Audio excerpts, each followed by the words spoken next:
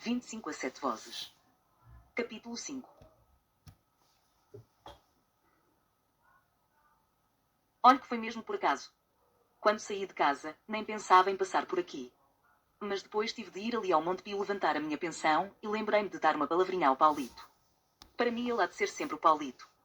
Olhe que foi dos melhores alunos que eu tive. Uma pena não ter continuado a estudar, uma pena. Se fosse hoje, nada disso tinha acontecido, mas naquele tempo. E eu lembro-me de que a família dele passava muitas dificuldades. O pai ora estava empregado, ora desempregado. E além disso sofria do coração, havia dias que quase nem se podia mexer. A gente bem lhe dizia para ele ir ao médico. Mas onde é que havia médico? E onde é que havia dinheiro para médico? Isto é tudo nervos, dizia ele. Só quando morreu é que se soube que era de coração que sofria. Mas então a nossa conversa vai ser sobre o 25 de abril de 1974, não é? Nessa altura eu já não estava na escola onde o Paulo andou, tinha sido colocada mais cá para baixo, numa aldeia chamada Vale de lá para a Serra do Caldeirão. Aquilo era uma terra onde não havia nada, nem vinha no mapa, a escola não tinha condições nenhumas, mas nenhumas. Agora já estou reformada, como deve calcular, mas quando ainda estava no ativo ouvia colegas meus queixarem-se das más condições nas escolas onde ensinavam. Só tinha vontade de os levar a Vale de para eles verem que era uma escola degradada. Não que as nossas escolas de agora estejam todas bem, não é isso, mas comparadas com a de Vale de são um paraíso. Se calhar essa escola hoje já nem existe, se calhar até já fechou, como tantas por esse país fora. Como já referi, a escola não tinha nada. E quando eu digo nada, é nada mesmo. Olhe que nem sequer o retrato do Américo Tomás e do Marcelo Caetano ela tinha. A menina é muito nova, e se calhar não sabe estas coisas, mas antes do 25 de abril todas as escolas primárias. Agora elas já não se chamam assim, acho que se chamam escolas do ensino básico, mas para mim continuam sempre a ser escolas primárias. Mas dizia eu que todas as escolas tinham na parede o retrato do Presidente da República e do Presidente do Conselho. Eu ainda apanhei escolas com o retrato do Carmona, depois o Carmona morreu e veio o retrato do Craveiro Lopes, que foi o Presidente a seguir, e depois o Américo Tomás, que foi o que esteve até o 25 de abril, como a menina sabe. Ao lado do retrato do Presidente da República, estava sempre o retrato de Salazar, que foi o Presidente do Conselho mais de 40 anos.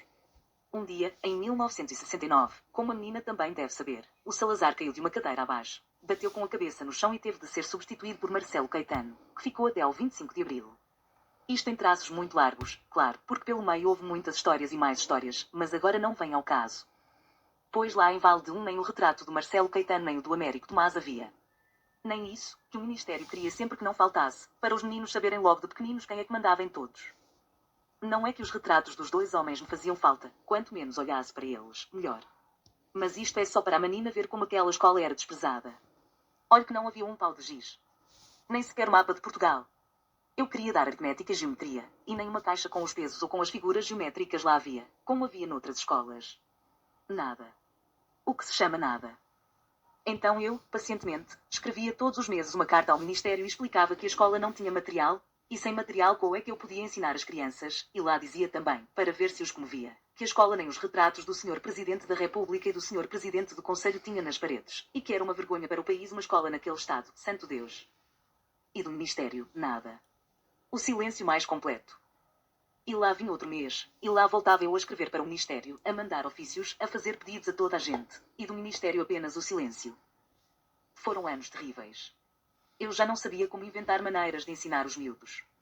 Já viu como é que se ensina a geografia de Portugal sem um mapa? Ensinar-lhes as serras, os rios, as linhas de caminho de ferro, sem lhes mostrar no mapa onde ficavam? Coitadinhos, eles sabiam tudo de cor, mas não faziam a mínima ideia onde é que tudo aquilo era. E o meu ordenado, claro, tão pequeno que nem dava para pagar os materiais do meu bolso. Ainda paguei muitos paus de giz, e um apagador para o quadro, e alguns cadernos para aqueles que não tinham mesmo possibilidades nenhumas, mas não podia ir muito além disso. Tinha 2 filhos para criar, e fiquei viúva muito cedo, como o Paulo lhe deve ter dito. A vida era muito difícil também para mim. Mas nunca desisti. Todos os meses lá ia a carta para o Ministério.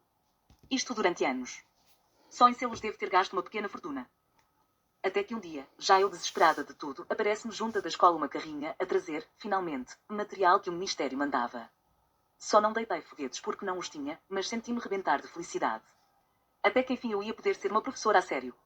Estava tão feliz, mas tão feliz, que nem estranhei a pressa que o chofer tinha em despachar aquilo, e nem liguei. Quando ele disse que em Lisboa tinha havido qualquer coisa esquisita, tinha encontrado muita tropa na rua quando de lá saíra, e aquilo não lhe parecera normal. Acho mesmo que nem ouvi bem o que ele disse. O que eu queria era abrir os pacotes, ver o material, colocá-lo na sala, e poder dar, finalmente, uma aula decente às crianças. A menina até pode nem acreditar, porque esta história parece mentira, mas juro que foi assim mesmo que aconteceu. A senhora Aurora, que era quem limpava a escola, a chegar ao pé de mim e a dizer que na rádio se fala de uma revolução, de um movimento das Forças Armadas que tinha ido prender o governo todo, e eu a abrir os pacotes cheia de alegria, e a dar de caras com os retratos do Américo Tomás e do Marcelo Caetano. Nem um pau de giz, nem um mapa, nem formas geométricas, nada de nada, a não ser os retratos daqueles dois para pendurar na parede. A senhora Aurora, coitada, aflitíssima, senhora professora, há uma revolução em Lisboa. E eu a olhar para os retratos no chão e a pensar, e agora, o que é que eu faço com estes dois? Ainda hoje, que já passaram 25 anos de cada vez que vejo, na televisão, documentários sobre o 25 de Abril, com o chamite que levou o Marcelo Caetano e o Américo Tomás do Quartel do Carmo, só me lembro do retrato deles, no chão, à entrada da escola, e do meu espanto no meio de tudo.